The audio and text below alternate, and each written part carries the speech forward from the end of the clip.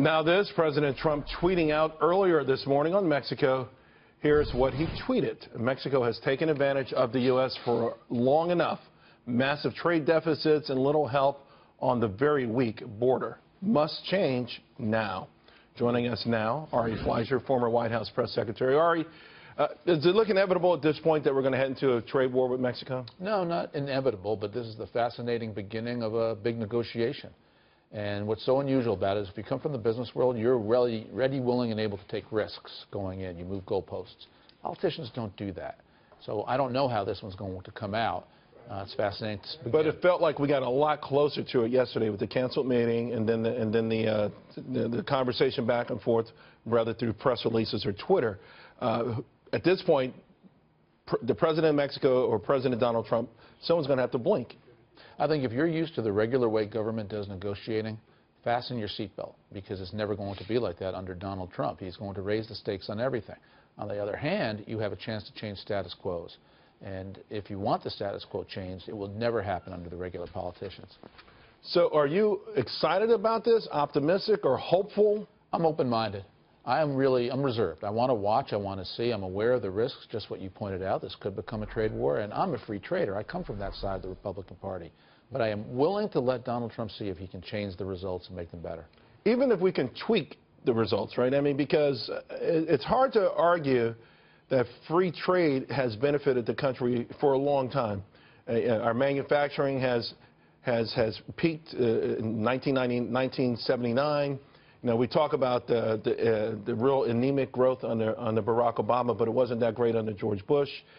Something has gone wrong. Something about the machine, the formula, has gone wrong over the last almost 2 decades. And that's why I'm willing to re-examine my orthodoxy. I was bred in Republican politics. I believed in free trade. But just for the reasons you pointed out, it may have worked for people like me and for college-educated people like me, but what about blue-collar workers? Right. What's working for them? And I am open-minded to what will work for them. I'm also mindful we have a lot of blue-collar workers in America who work for foreign corporations that have their manufacturing hubs here, auto and other industries, supply jobs for Americans. Right. So this is not simple or easy, but it's going to unfold over time. All right, so Ari, also want to ask you about this. You made an appearance on ABC that was purposefully edited to make it seem like you were criticizing Press Secretary Sean Spicer. I want to share that clip with the audience. Roll tape. Ari Fleischer says Spicer shouldn't have delivered provable falsehoods. His briefing made me uncomfortable. It was too truculent, too tough. It looks to me if the ball was dropped on Saturday. I mean, how did you feel when you saw that first? First of all, I never used the words deliberate falsehoods, but then my quote was, it looks to me if the ball was dropped on Saturday, Sean recovered it on Monday and ran for a first down. I mean, it's amazing. Anybody who's ever been in an editing suite knows how they distorted my meeting. Unbelievable. Now, when I complained to Nightline, to their credit, I went right to the executive producer, the #1 person. They handled it professionally and immediately. But it never should have happened in the first place. Whoever was in that editing suite, that's the person I'd love to talk to. Do you feel like the mainstream media is permeated with folks like that, whether they're in editing rooms or whether they're at the top of the heap, that they have this end so badly against President Trump? I think it's backfiring on them big time. It's so obvious. It's so mean-spirited and vitriolic that I think the average person, the apolitical person out there, is offended. It's worse for Donald Trump, but it's always bad for Republicans. It's worse for Trump because they don't like him personally.